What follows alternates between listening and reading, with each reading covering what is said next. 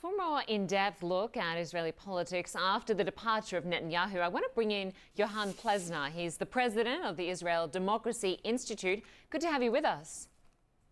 Hi, Linda. Thanks for having me. So after 12 years in power, Benjamin Netanyahu is out. Give us your perspective on the legacy he leaves behind. Well, first of all, it's a sign of strength for Israel's democracy to experience a peaceful transfer of power. It's never trivial, and it's always a beautiful thing to see all the security guards and the convoy of the Prime Minister Netanyahu driving into the Knesset yesterday, and the same convoy then taking Naftali Bennett along. And it also symbolizes a shift of generations in Israeli politics. And Naftali Bennett is almost a generation younger than Mr. Netanyahu. And Netanyahu didn't only serve for 12 years as prime minister, he actually became first prime minister 25 years ago in 1996. And in between, he served for 15 years as prime minister and otherwise at the top of Israeli politics. So he's been a very dominant figure in Israeli politics.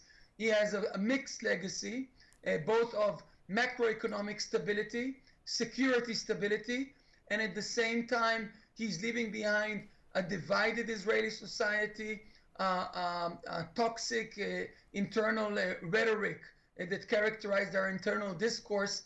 And this new government that is led by Naftali Bennett, but it's basically he's a first among equals. It's a government of a number of partners. Its main goal is to heal the Israeli society and to kickstart the Israeli economy and prepare it for the post-COVID environment. When you look at this coalition, it is highly diverse. It is this cobbled together coalition of right-wing, left-wing, centrist, Islamist parties who really had in common their desire to push Netanyahu out. Where else will they find a unified platform?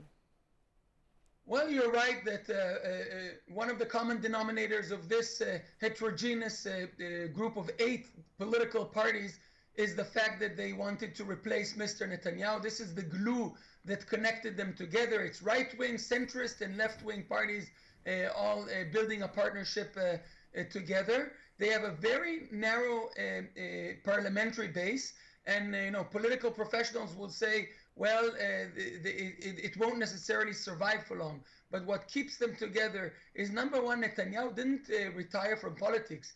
He remained a dominant chairman of the opposition and continues to pose a political threat to this group.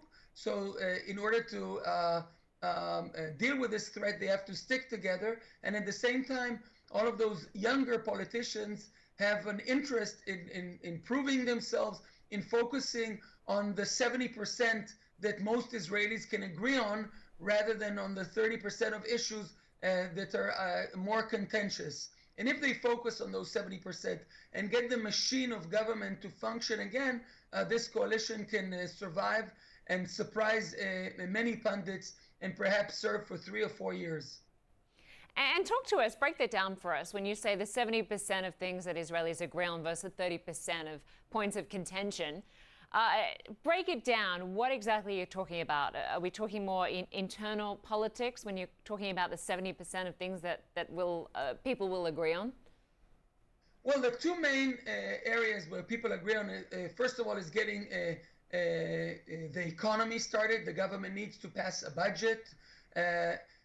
And it has a plan to make massive investments in infrastructure, in government reform, and in most of those areas, unlike, say, in American politics, actually in Israel, those areas are less politically controversial, and it's easier to build agreement around them. So the government will first and foremost will focus on the economy. It will focus on making many appointments that have not been made as a result of a 2-year political crisis.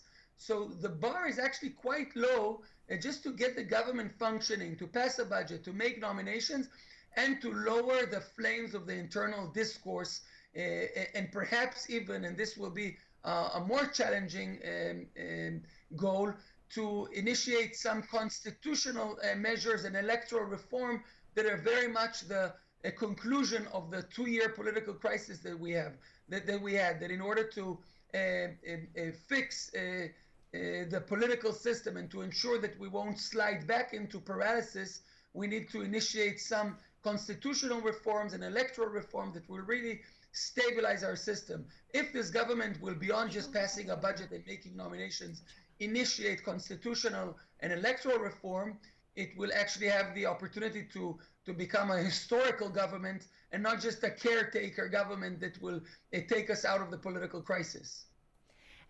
And just briefly to wrap this up, we recently saw the flare-up of the Israeli-Palestinian conflict. Is there any chance of peace, any chance of some sort of strategy now that for the first time we are seeing an Arab party within government?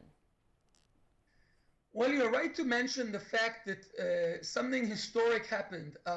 One of the parties that represents the Arab minority of Israeli citizens, 20% of our citizens belong to the Arab minority. And for the first time, this coalition includes an Islamist party that is voted confidence in a Zionist government.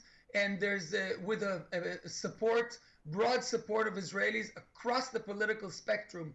This is an important step forward in the integration and normalization of the participation of our Arab citizens in the political process. Vis-a-vis the Palestinians, who are not Israeli citizens, but rather on the other side of the fence, I think the main goal would be to stabilize the relationship. Hamas initiated deadly, violent rocket attacks at Israel. The policy vis-a-vis Hamas is not going to change. If Hamas will not shoot, the Israeli government will not shoot back. If Hamas decides to escalate the situation, this government will respond and retaliate as well. So I think when it comes to security policy, we're not going to experience any deviation from the past. Of course, a major challenge for the new government would be to collaborate and cooperate with the new U.S. administration in dealing with the Iranian threat and ensuring that Iran does not achieve a nuclear capability. All right, we'll leave it there for now. Johan Plesner, great to get your perspective on all of that. Thank you very much. Thanks for hosting me. Well, still to come, we'll take you to Geneva, where the US president and his Russian counterpart will hold a high-stakes meeting in just a couple of days. Our live preview is next.